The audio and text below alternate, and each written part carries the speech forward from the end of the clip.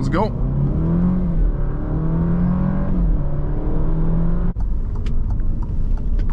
Wow.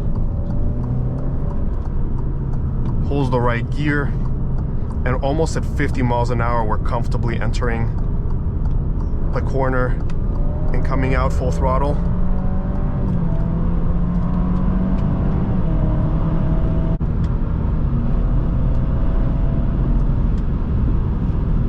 If I was driving this and I had no clue what the horsepower rating here is, I'd say like 340 or 350 at least.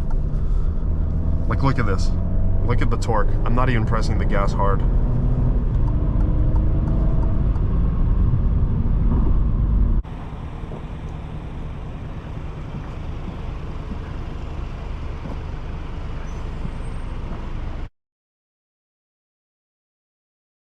Hello there everyone, welcome back. Today we have a 2021 Alfa Romeo Giulia on our channel. I want to say a huge thank you to Michael at Enterprise Sales of Rockville for providing me this car.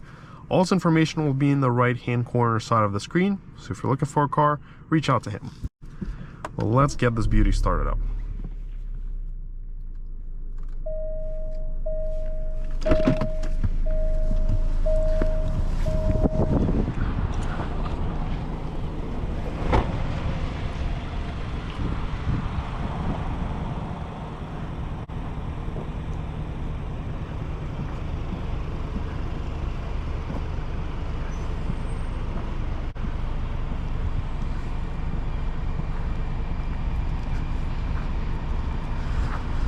This Giulia has been out on the market for quite a while actually, but even to today it looks very stylish and modern, has that attractive Italian design.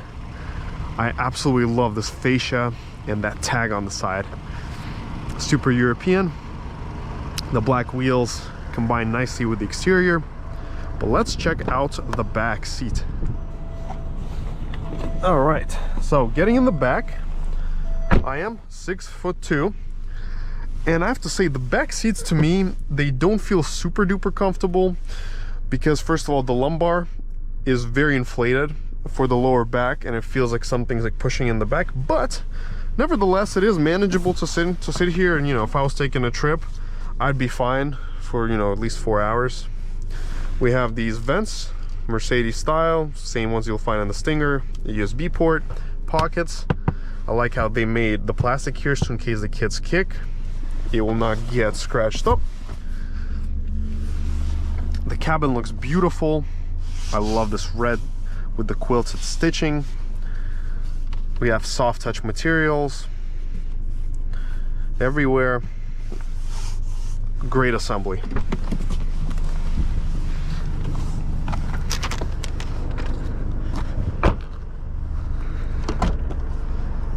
We have a big trunk.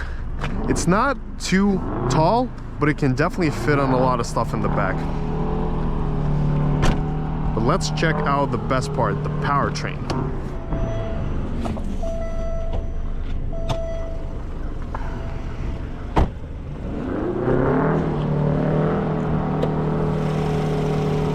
So here we have the 2.0 liter 4-cylinder turbo engine. I believe this powertrain pumps out 280 horsepower, and it's made it to an 8-speed automatic.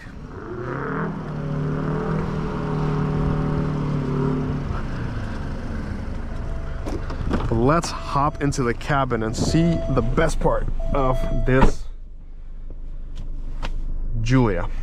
Okay.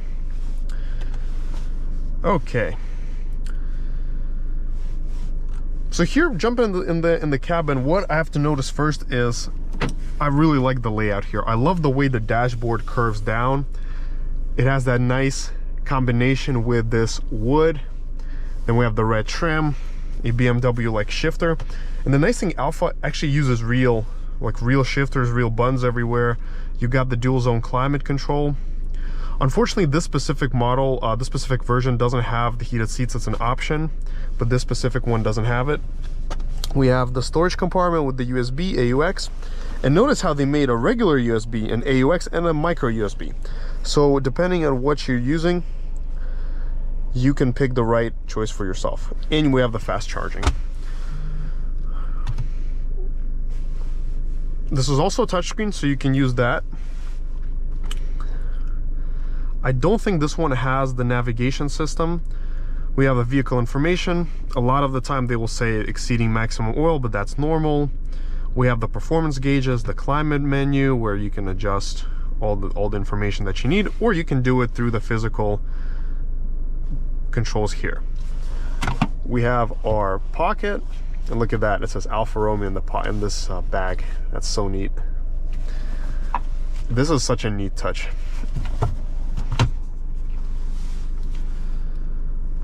We have a comfortable, sporty steering wheel, park sensors, auto start stop, automatic windows. This specific version doesn't have the sunroof. We have the visors, home link, and the auto dimming mirror. The driver safety system, the driver assist systems, we have the blind spot.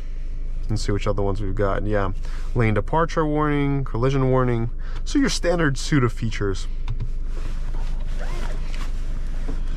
Well, let's check out the backup camera, do the wiper test and horn test, and get on our way with our test drive.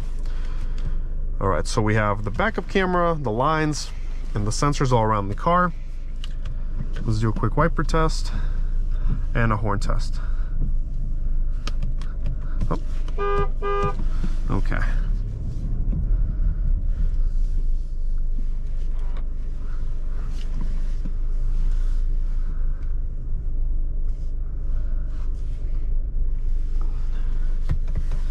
Let's get going. We're gonna start out in the N mode, the normal mode. Here we don't have sport or eco, it's called DNA, so it's dynamic. And then we have the A mode. I don't know what that stands for, but D definitely stands for dynamic. Oh, okay.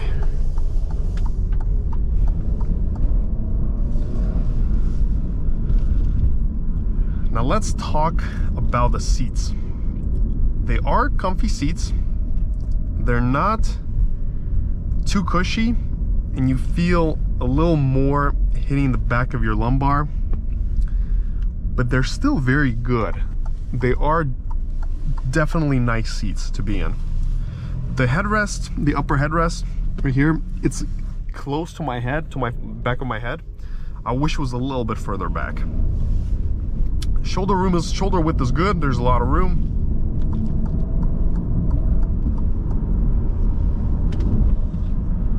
But let's talk about this handling. Wow, wow, wow. This Alfa can handle. Insane. I'm not even in dynamic mode, and I can already tell that the steering feel in this car is something out of this world. Just the way it takes the curves. Like, look at this. This is probably one of the most athletic handling cars that I've ever encountered personally.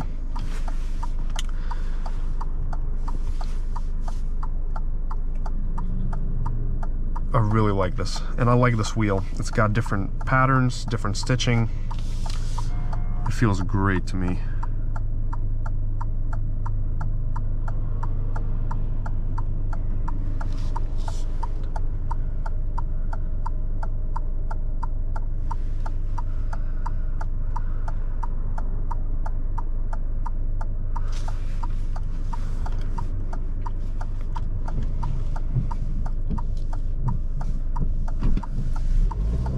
I love the European feel of this Alfa.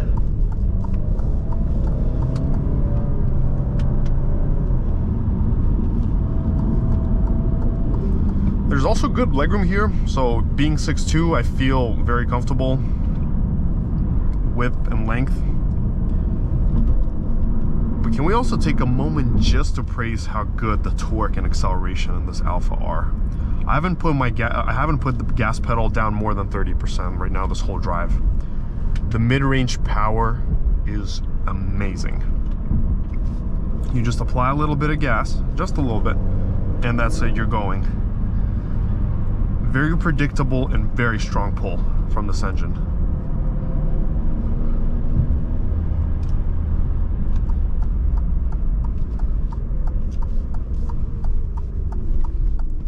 let's put her into dynamic mode and give her some juice. Oh yeah. Excellent power.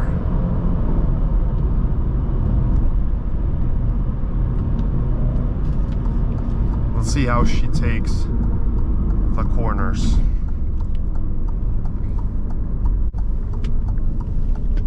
Wow.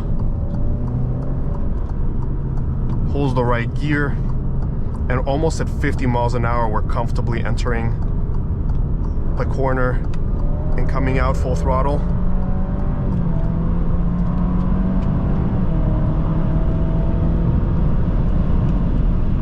Unbelievable. Unbelievable performance. You also do not feel the speed in this car whatsoever. The braking feel is excellent. I'm wearing big heavy shoes which don't give the best feel for the gas pedal, but I can feel everything perfectly. The seat is holding me nicely with the side support, and at 50 miles an hour going into a pretty big turn.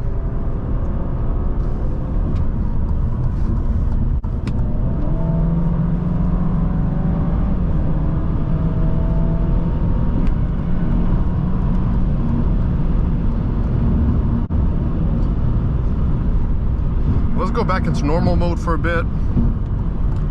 Just see how she cruises on the freeway.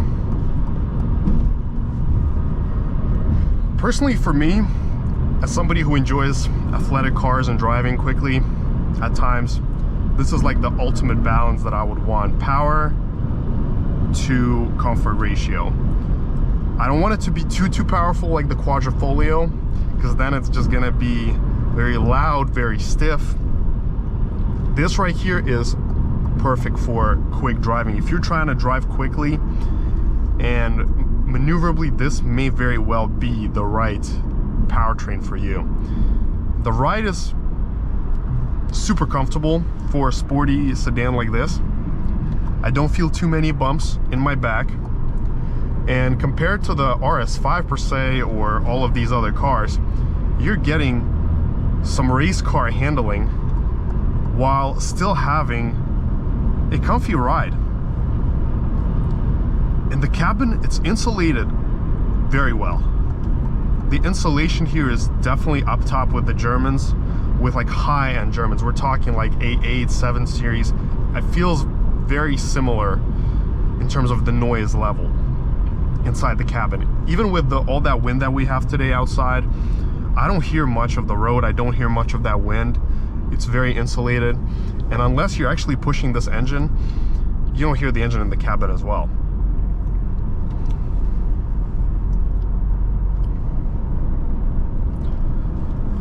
But what's even more surprising is that I don't even want to go too fast on this Giulia. I just want to enjoy it. It doesn't need to downshift a lot. It's always in the right power band. See, we're going almost, what, 87? I don't feel that I'm even going quickly. I feel like I'm maybe going 35. Holds the road perfectly.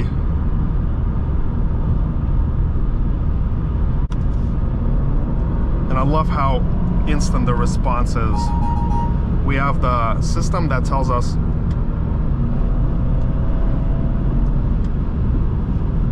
wow, this is literally a zip go-kart.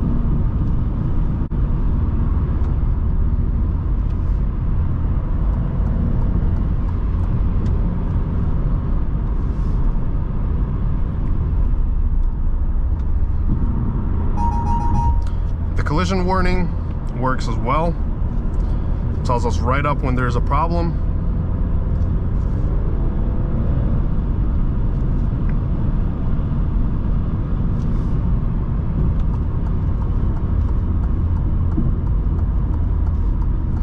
This is exactly the kind of cars that we need to be out there on the market. We don't need 1,000 horsepower and Camry-like handling. We want something like this. Well, I personally would want that. It's not all about just the horsepower. It's about the torque, the curve, how the power is put down, and how accessible it is. Like in this car, the power is extremely accessible. Like just a little tap of the gas, and you're already going in the right gear. It doesn't need to do two downshifts to get going. It's already in that right torque curve and it's going.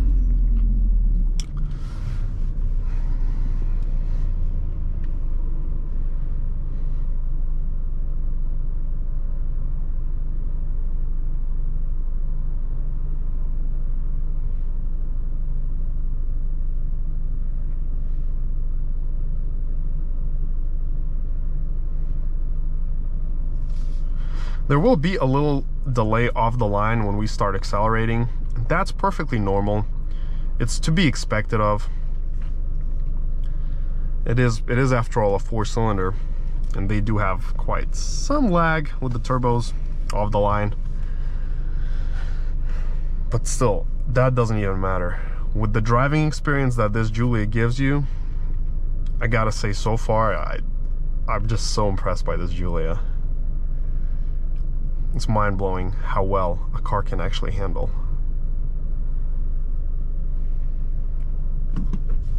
See that little delay?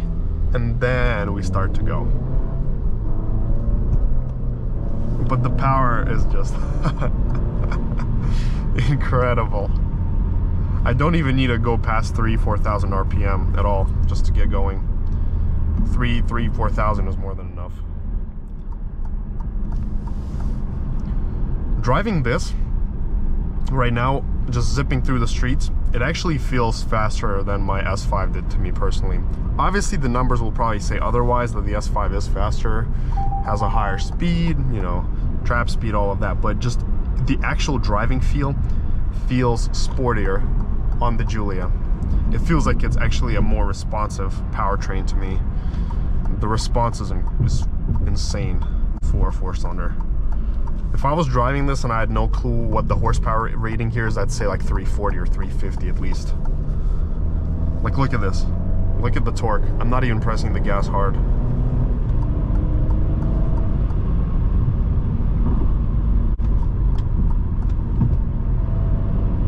And you don't need to. You just need to go 20-30% of the throttle and you're flying past everyone.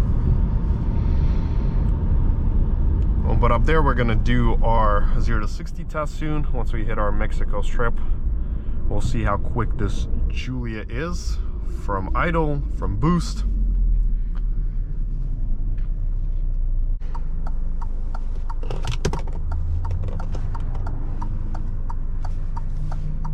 Let's go.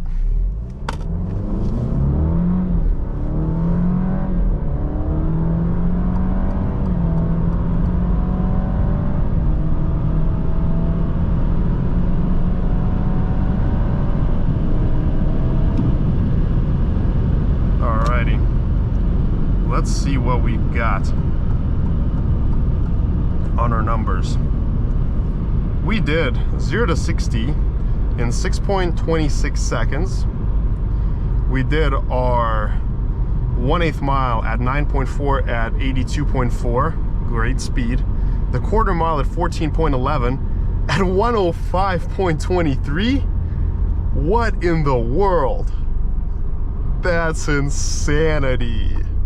105 in a 4-cylinder. Oh my goodness. 62 to 100 at 6.7. Yeah, this Giulia can move. Let's go.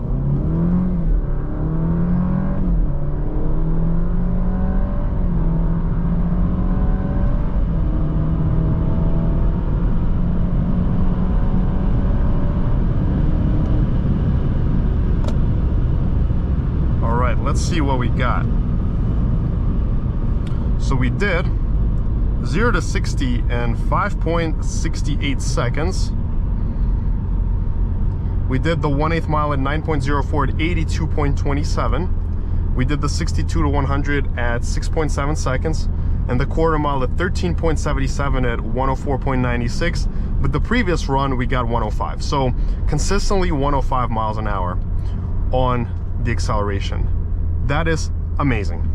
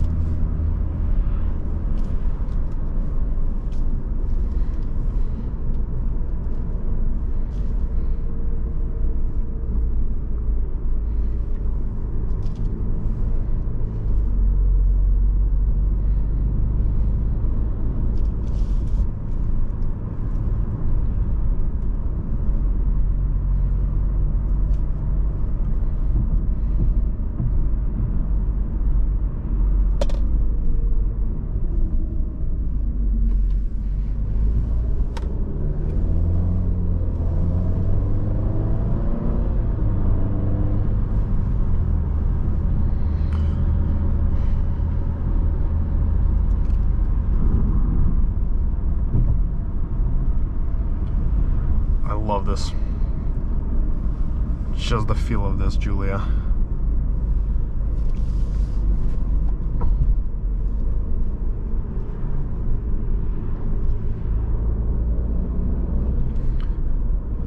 This car is for those of you who actually really want to feel driving, like feel what it truly means to enjoy driving. This is the ultimate track car. Literally, this car handles better than probably like any car that I've encountered so far. And I've driven tons of cars of all makes and ages, and this has to be the coolest handling car that I've come across. And it's also very relaxing. So if you aren't in a rush or in any hurry to go fast, you can just relax, sit back, chill. You don't really have to worry about, you know, aggressive driving. It's a very welcoming experience just for a calm driver as well. The weighting of the steering is perfect. It's exactly the kind of car that brings a smile to your face every day, whether you're driving it comfortably, slowly, or fast. It gives you joy regardless. And I think this powertrain is really perfected. I don't even see the point of going for like a quadrifoglio with this if cars like this exist for like half the price. And you can snatch these used like this one under 30,000. You can't even get like a decent Civic under 30,000 right now. Whereas you can get a beautiful Giulia like this for under 30,000, and it only has 16,000 miles. It's amazing. It's really amazing. Well, thank you so much for watching, everyone. Make sure to like and smash the subscribe button, comment below what you think about this Giulia. I'd love to hear your feedback, and until next time.